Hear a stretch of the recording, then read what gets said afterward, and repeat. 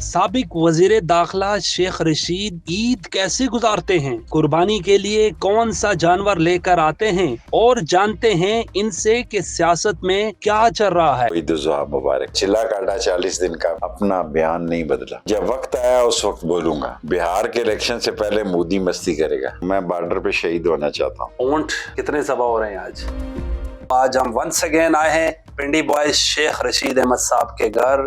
शेख साहब बहुत बहुत मुबारक हो। मेहरबानी बासी साहब। भी मिले थे माशाल्लाह। मिल रहे हैं ईदों पे। वो ईद में वो कशिश, वो जोश, जज्बा, वलवला, तंतना, दबदबा, मोहब्बत, गुर्बत के मारे लोगों की ईदें जो हैं, ये डिफ्रीजर में रखने वाले गोश्तों के लिए ईद उल जुहा जो है वो इस दफा काफी डिफरेंट सूरत हाल है। लेकिन आपसे जो मोहब्बत है, तमाम आलम इस्लाम को ईद उल जुहा मुबारक।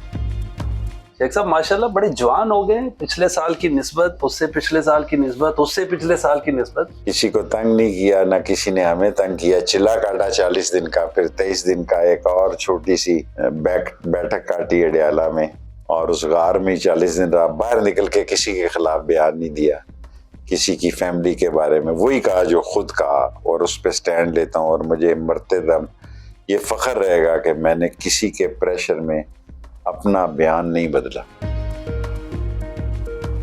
सियासत का बेताज बादशाह शेख रशीद अहमद खामोश है, क्या वजह? रोजा रखा हुआ है, अगर बोलूंगा तो क्या बोलूंगा, और जब वक्त आया उस वक्त बोलूंगा। पाकिस्तान और भारत की जंग थी, आपके ट्वीट बड़े हिंदुस्तान में भी वायरल हुए। वो तो आज 11 करोड़ पे वो पायलट औरत मेरे जुम्मे लाल हवेली से बरामद करवा दी। मैं तो हैरान हूँ और मैं तो परेशान ही हो गया। वो पायलट आई कहाँ से लाल हवेली? यहाँ पे तो कुछ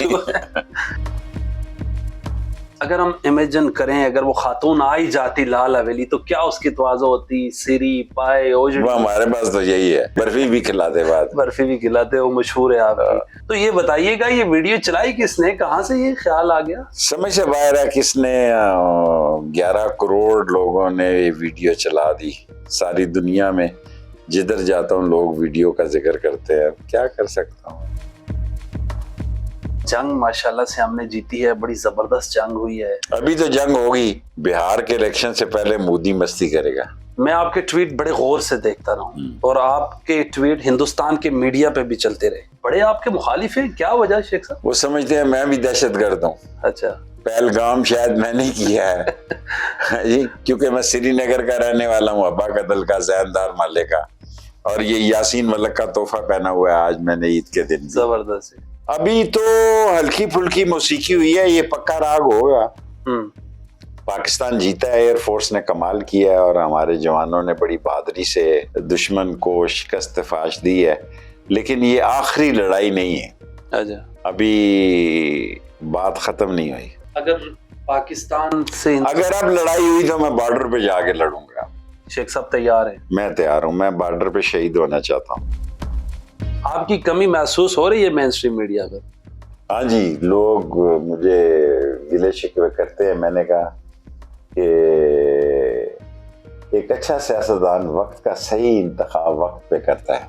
कब दबंग एंट्री होगी वापसी? कुछ नहीं मैं कह सकता।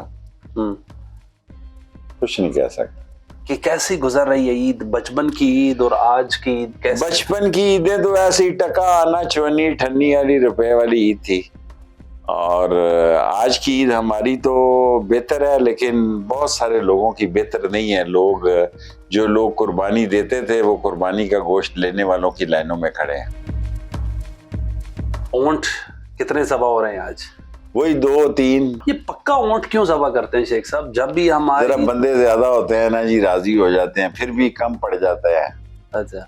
और दुम्बा बकरा छोटा सा होता है बचपन में, वो तो 10-20 लाल हवेली के बाद लाइन लंबी होती है, तो अगर 2-3 हो तो 70% लोगों को गोश्त मिल जाता है। हम डिफ्रीजर में आज ईद के दिन बड़े लोग मिलने आए होंगे आपको यकीनी तौर पर लाल हवेली? हाँ जी, 2 दिन हम मिलते हैं जी। एक दिन तो बहुत ही मिलते हैं, दूसरे दिन 3 बजे तक मिलते हैं। पहले हम देखते थे कि लोग गोश्त लेने नहीं आते थे, अब बहुत ज्यादा लोग आते हैं, कुर्बानी नहीं कर सकते। जी हाँ, जी हाँ। اب تو جو 7 حصے مسجد کے ہمارے کئی جانور خریدتے تھے، اکٹھے کرتے تھے، 7 حصے پورے نہیں ہو رہے، کئی مسجدوں میں پینڈنگ پڑ جاتے ہیں. یعنی کسی جگہ 10 یا 20 گائے دیتے تھے، وہ اب سمجھ لیں 3 اور 4 پہ آ گئی کہ 7 بندے نہیں اکٹھے ہو رہے ہیں. چڑیاں قید کرنے والے ہوتے ہیں، پنجروں میں لے کر آتے ہیں، تو شیخ رشید صاحب ان کو بلاتے ہیں لال حویلی، اور ساری چڑیاں 100 ہوں، 150 ہوں، 300 ہوں، ساری اڑا دیتے ہیں. یہ کب سے شوق ہے؟ بچپن سے میں شکار کا گوشت نہیں کھاتا. جہاں چڑیاں دیکھتا ہوں، پرندے جس گھر میں رہتا ہوں وہاں پرندوں کے راشن کا اگر ایک بوری بھی پوری لگے تو میں پوری لگا دیتا ہوں. یہاں پر بھی بڑی چہچہار لگی رہتی ہے. جی ہر جگہ.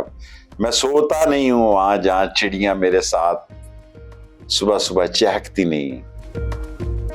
ہمارے ناظرین کو بتائیے گا نا، خانہ کعبہ کی چھت پر کیسے جا کر آپ نے نماز پڑھی؟ بہت سے بڑی پلاننگ کی، 3 مہینے تک بہت پلاننگ کی، اور وہ کھولنا نہیں چاہتے تھے. اور پھر گورنر کو بلایا مکہ کو. میں نے کہا کہ اس بندے کو بلاؤ جس کے پاس چابی ہے. اس خاندان میں لڑائی تھی چابی کی اور حکومت کی، اسے چابی ملی.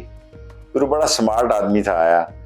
مشرف کو میں نے کہا کہ آپ یہ اختیار مجھے دے دیں یہ فیصلہ کرنے کا. اس نے کہا ٹھیک ہے. سو ہم 4 آدمیوں نے جا کے پھر اوپر وہ سیڑھیاں پرانی حضور کے زمانے کی جس پہ حضور چڑھا کرتے تھے. بس یہی زندگی. کیا تاثرات تھے وہاں؟ بس ساری دنیا ہمیں ہی دیکھ رہی تھی کعبے کے باہر. کوئی طواف بھی نہیں ہو رہا تھا، رکا ہوا تھا سارا طواف بھی.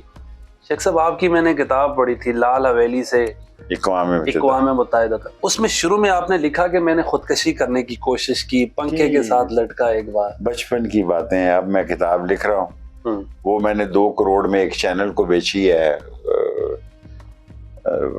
اب میں 10 کروڑ میں کتاب دینا چاہتا ہوں، لیکن میرے مرنے کے 2 سال بعد اس کو شائع کیا جائے. میری زندگی میں وہ نہ شائع ہو. ایکسپیکٹ کر رہی تھی یہ پاکستان کی عوام کی قیدی نمبر 804 اتنی بہادری سے جیل کٹے؟ کرنا چاہیے تھا اس کو، اور وہ کر رہا ہے، اور لوگ دیکھ رہے ہیں.